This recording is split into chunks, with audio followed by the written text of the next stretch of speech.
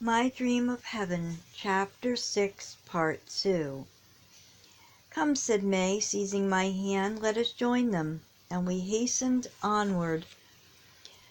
"Glory and honor," sang the child voices, "dominion and power," caught up and answered the voices of the vast multitude together, and in the strain I found that May and I were joining. The cherub band floated onward, and away in the distance we caught the faint melody of their sweet voices, and the stronger cadence of the response from those waiting below. We stood upon the margin of the lake, and my cheeks were tear-bedewed, and my eyes dim with emotion. I felt weak as a little child, but oh, what rapture, what joy unspeakable filled and overmastered me! Was I dreaming? Or was this indeed but another phase of the immortal life? May slipped her arm about my neck and whispered, "Dearest, come. After the rapture, rest." I yielded to her passively. I could not do otherwise. She led me into the water, down, down into its crystal depths, and when it seemed to me we must be hundreds of feet below the surface, she threw herself prostrate and bade me do the same. I did so, and immediately we began to slowly rise. Presently I found that we no longer rose, but were slowly floating in mid-current, many feet still beneath the surface. Then appeared to me a marvel. Look where I could, perfect prismatic rays surrounded me. I seemed to be resting in the heart of a prism, and such vivid yet delicate coloring mortal eyes never looked upon. Instead of the 7 colors as we see them here, the colors blended in such rare gradation of shades as to make the rays seem almost infinite. Or they really were so. I could not decide which. As I lay watching this marvelous panorama, for the colors deepened and faded like the lights of the aurora borealis, I was attracted by the sound of distant music. Although May and I no longer clung together, we did not drift apart as one would naturally suppose we might, but lay within easy speaking distance of each other, although few words were spoken by either of us. The silence seemed too sacred to be lightly broken.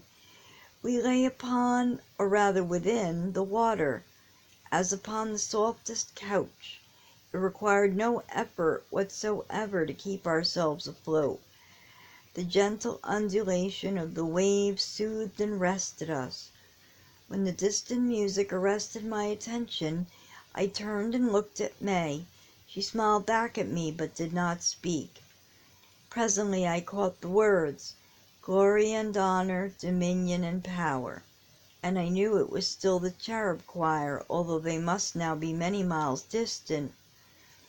Then the soft tones of a bell, a silver bell with silver tongue, fell on my ear, and as the last notes died away, I whispered, "Tell me, May." "Yes, dear, I will. The waters of this lake catch light in a most marvelous manner, as you have seen. A wiser head than mine must tell you why. They also transmit musical sounds, only musical sounds, for a great distance." The song was evidently from the distant shore of the lake. "And the bell?" "That is the bell which in the city across the lake calls to certain duties at this hour." "There never was a sweeter call to duty," I said. "Yes, its notes are beautiful. Hark, now it rings a chime." We lay and listened, and as we listened, a sweet spell wrapped me around, and I slept as peacefully as a child on its mother's bosom. I awoke with a strange sense of invigoration and strength. It was a feeling wholly dissimilar to that experienced during a bath in the river, yet I could not explain how. May said, "One takes away the last of the earth life and prepares us for the life upon which we enter." The other fills us to overflowing with the draught from the celestial life itself. And I think the child was right. When we emerged from the water, we found the banks of the lake almost deserted, everyone having gone at the call of the bell to the happy duties of the hour. Groups of children still played around in joyous freedom. Some climbed the trees that overhung the water with the agility of squirrels, and dropped with happy shouts of laughter into the lake, floating around upon its surface like immense and beautiful water lilies or lotus flowers. No fear of harm or danger, no dread of ill or anxiety lest a mishap occur. Security, security and joy and peace. This is indeed the blessed life, I said, as we stood watching the sports of the happy children. I often think how we were taught to believe that heaven was where we would wear crowns of gold and stand with harps always in our hands. Our crowns of gold are the halos His blessed presence casts about us, and we do not need harps to accentuate our songs of praise. We do see the crowns, and we do hear the angelic harps when and as God wills it. But our best worship is to do His blessed will, said May as we turned to go. You are wise in the lore of heaven, my child, I answered. How happy I am to learn from one so dear. Tell me all about your life here. So as we walked, she told me the history of her years in heaven, her duties, her joys, her friends, her home, with all the old-time freedom. I found her home was distant from our own, far beyond the spires of the great city across the lake, but she added, "What is distance in heaven? We come and go at will. We feel no fatigue, no haste, experience no delays. It is blessed, blessed."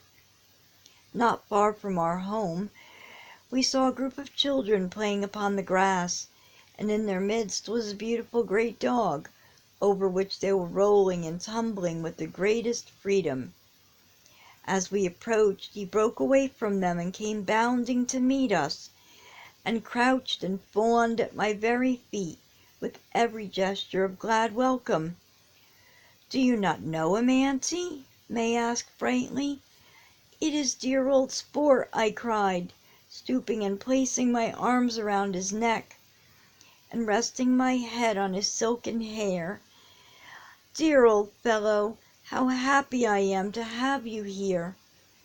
He responded to my caresses with every expression of delight, and May laughed aloud at our mutual joy. "I've often wondered if I should not some day find him here. He surely deserves a happy life for his faithfulness and devotion in the other life. His intelligence and his fidelity were far above those of many human beings whom we count immortal.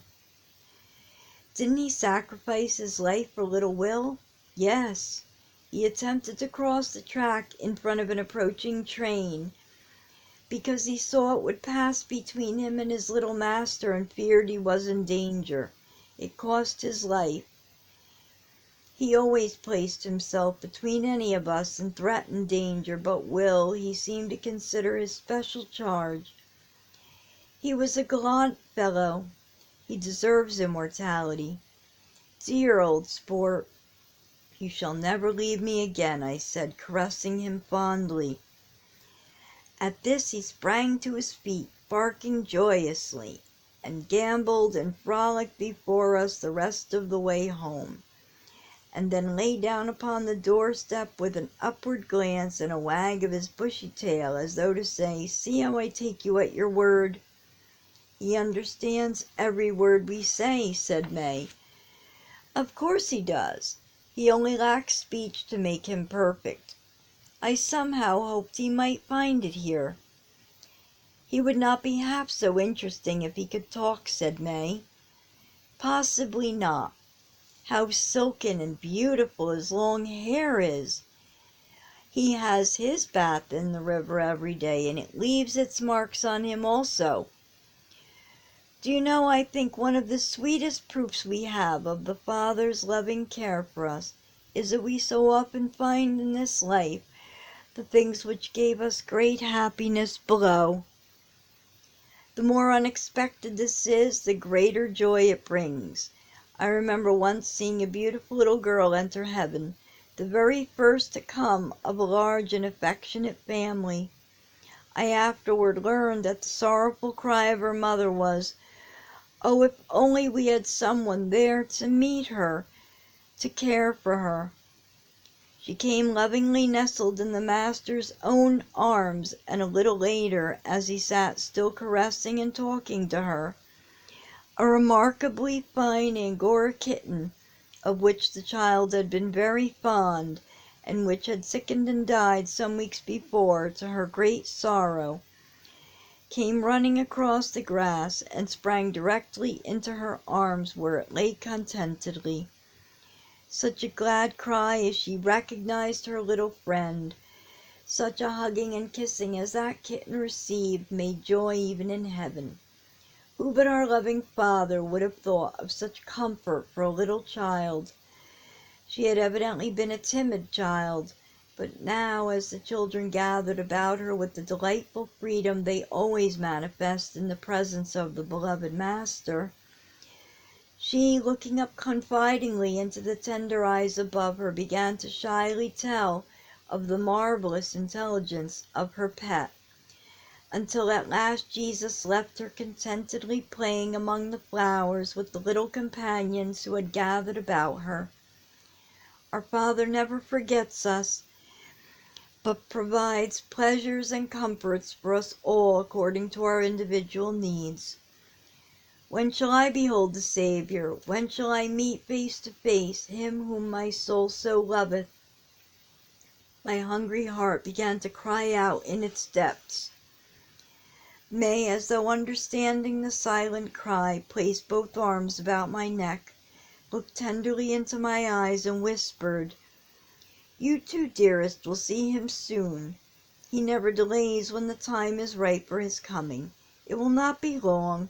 You too will see him soon." And so we departed, each to the duties of the hour.